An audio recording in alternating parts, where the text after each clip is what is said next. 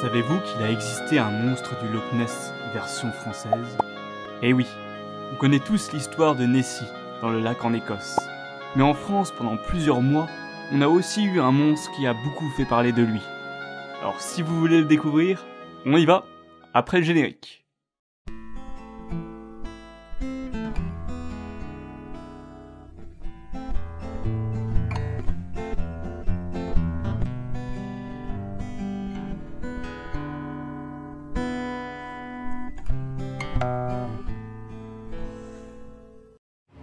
À Carqueville, non loin des côtes de Cherbourg, dans la nuit froide du 26 au 27 février 1934, une silhouette se dessine sur le sable humide de la plage.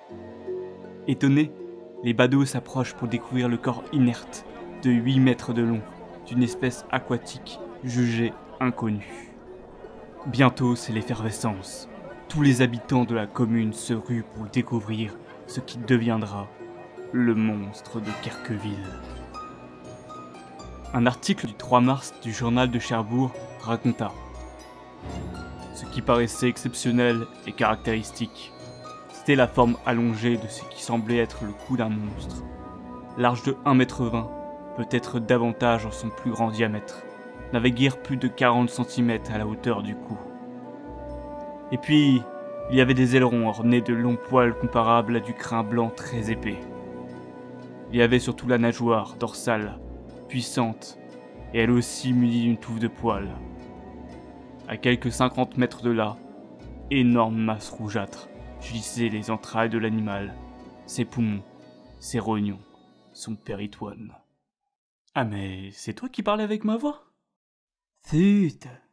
Bon, vu son état, on suppose que la bête est morte depuis quelques semaines. Alerté par l'histoire, un savant vint sur la plage pour tenter de donner une expertise. Sans succès.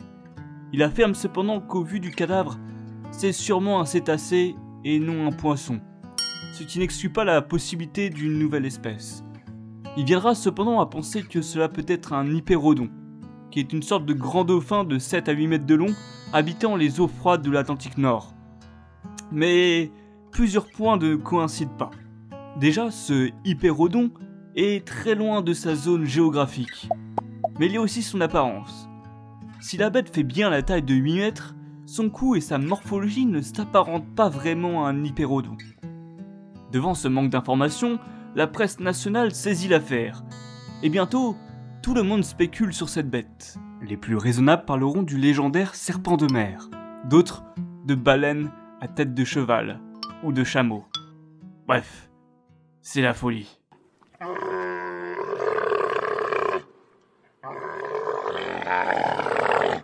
Ok. Pourtant, la réponse arrivera quelques jours plus tard, de la part du sous-directeur du laboratoire des pêches coloniales, le professeur Georges Petit.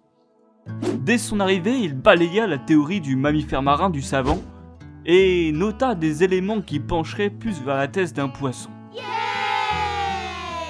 Mais quel genre de poisson peut faire 8 mètres? Il supposa que c'était un Cethorinus maximus gun, ou en langage commun, un requin pèlerin. Et le fait est que des analyses génétiques menées dans son laboratoire prouveront que le monstre de Carqueville était bien un requin pèlerin en décomposition. J'ai raté.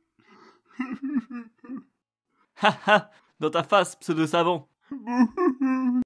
Alors vous me direz, oui, mais un requin, ça n'a pas de poils, ça n'a pas de long cou, etc., etc. C'est vrai. Mais il ne faut pas oublier qu'un cadavre en décomposition, ça altère énormément l'apparence. Cependant, ce qui est intéressant dans l'écrit de Georges Petit, c'est qu'il nous révèle les points qui ont amené à penser que l'animal était un monstre. Déjà à l'époque, la légende du monstre du Loch Ness était ravivée et était bien présente dans l'esprit de beaucoup de gens. Ensuite, on parlait beaucoup de la légende du serpent de mer, dont j'aurai l'occasion de parler dans une prochaine vidéo. Et pourtant, comme il le montre, ce n'est pas la première fois qu'on a eu affaire à une telle histoire. La même année, à Stronsay, une île à la pointe nord de l'Écosse, on avait déjà vu un requin pèlerin en décomposition, et on l'avait pris pour un serpent de mer. Et effectivement, quand on voit ça, on peut se poser des questions. En tout cas, cette histoire aura fait couler beaucoup d'encre, et permet de mieux comprendre comment une légende peut naître. Quand on ne connaît pas, en gros, on devient un peu dingo, quoi.